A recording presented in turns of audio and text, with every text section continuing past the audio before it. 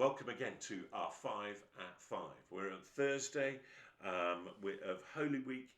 We've been walking through different readings, not all gospel readings, but some from the Old Testament. And we're going to take one from Hebrews today, and we're going to allude to one of the set readings that is part of the Church of England's readings for this week.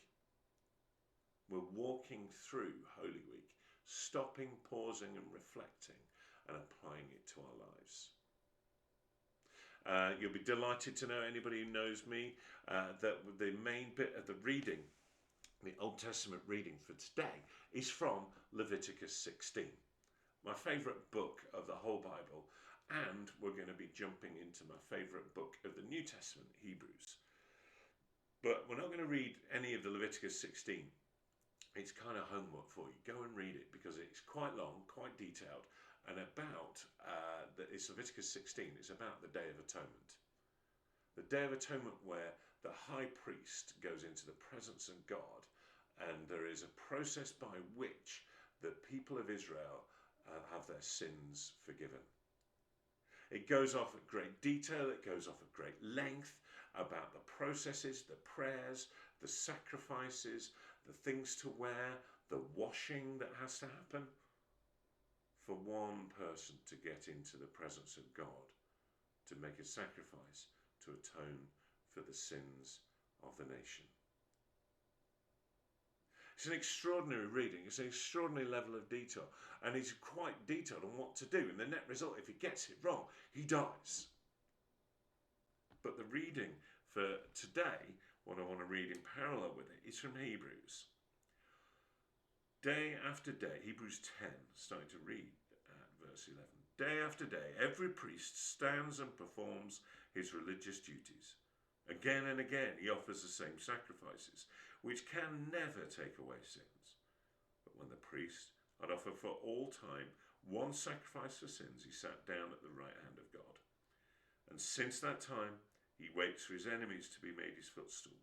For by one sacrifice, he was made perfect for even those who are being made holy.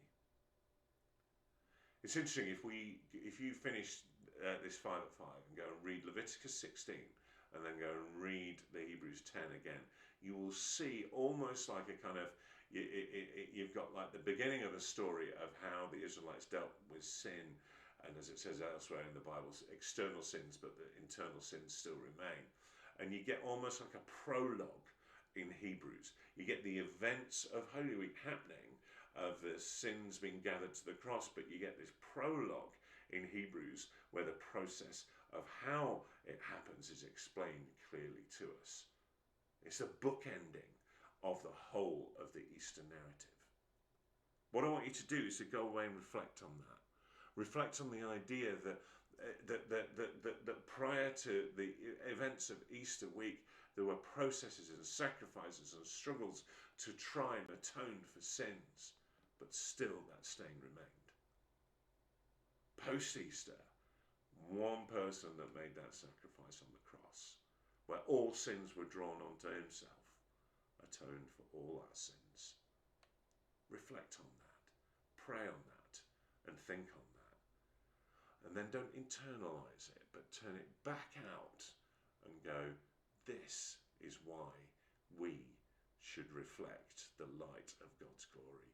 This is why we should be a nation of priests stepping out into these communities and this world, telling the same stories, telling the same reason why we believe to people who don't believe.